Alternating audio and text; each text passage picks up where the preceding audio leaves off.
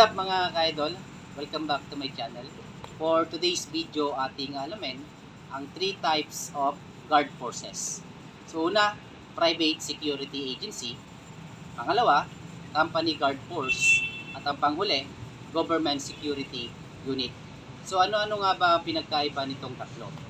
So una, pag sinabi natin private security agency, ito ay tumutukoy sa mga security guards na employed sa different security agencies na kung saan nire-require sila ng Republic Act 5487 na mayroong security license or license to exercise security profession na issue mismo ng PNP SOSYA.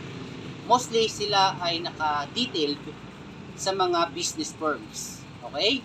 Samantalang ang company guard force, ito yung tinatawag nating mga company guards or corporate guards kung saan sila ay directly hired ng mga companies.